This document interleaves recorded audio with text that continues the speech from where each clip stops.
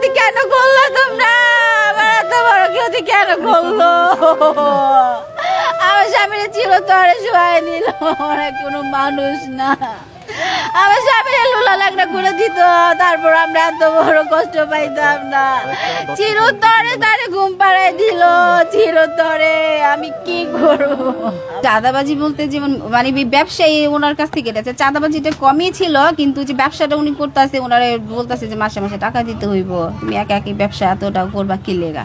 ব্যবসায়ী সূত্রটা বেশি ছিল দ্বন্দ্বটা। কি ব্যবসা দাবি করছিল না চাঁদা দাবি করছিল? হয় ব্যবসা ঘর দাও, নাইলে আমাদেরকে মাসিক চাঁদা দাও, এটা ছিল মূলত। বলছে যে ব্যবসায়ী টাকা দেবা, নাইলে মাসে মাসে 2 লাখ টাকা করে চাঁদা দিতে হইব, যে কোনো একটা মানতে হইব ওনারা বলছিল, কিন্তু আমি কোনোটাই মানবো না, এটাই ছিল ওনার এই কথা।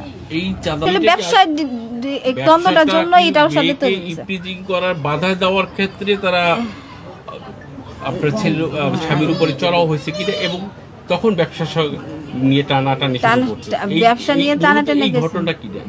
মূলত ঘটনাটা ব্যবসায়ী আগে ছিল, কিন্তু যখন আমার মেয়ের এইসব কথাবার্তা বলছে, ওটা হলো জাস্ট ওটা একটা ফর্মালিটি দেখাইছে যে মেয়ের কিছু করার জন্য মারামারি করছে। আসলে ওনার আগে থেকে ওনারা বিক্ষোভ হয়ে রয়েছে, মানে ওনার প্রতি। স্বামীর সাথে তো এরা রাজনৈতিক ভাবে এবং ভাঙারি ব্যবসায় একে অপরের সাথে বন্ধুত্ব সম্পর্ক। হ্যাঁ হ্যাঁ, ব্যবসায়িক দ্বন্দ্ব নিয়ে শুরু হয় করবে। ব্যবসায়ী দ্বন্দ্ব তো মানে এমনি তো রেগুলার 5 বছর ধরে কন্টিনিউ ব্যবসাটা করতেছি। এই কিছুদিন ধরে মানে 3-4 মাস ধরে ওনার প্রতি বহুত আক্ষেপ হয়ে রয়েছে, মানে এটা নেওয়ার জন্য ওনারে অনেক চাপ দিতেছে এটা করার জন্য।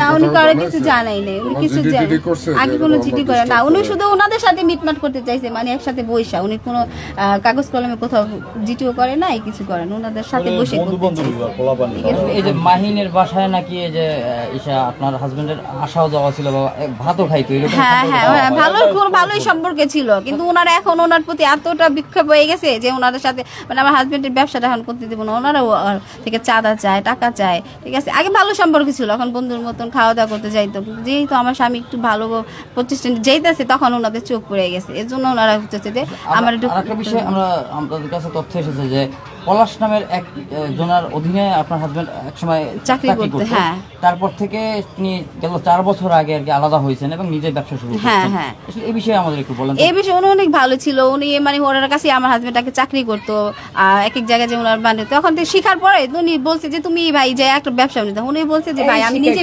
ব্যবসা করবো, ওনার কাছ থেকে মানে শিখা। হ্যাঁ, ওখান থেকে উনিও বলছে যে যাও তুমি যখন ব্যবসা করতে চাও করো, আমি যেটুকু পারি তোমার সাহায্য করবো। তখন কিছু দিচ্ছে পরে উনি নিজে এই যে দোকান নিতেছে বা করতেছে, তখন থেকে একটু একটু করে উনি উপরে উঠছে, উনি অনেকটা হেল্প করছে।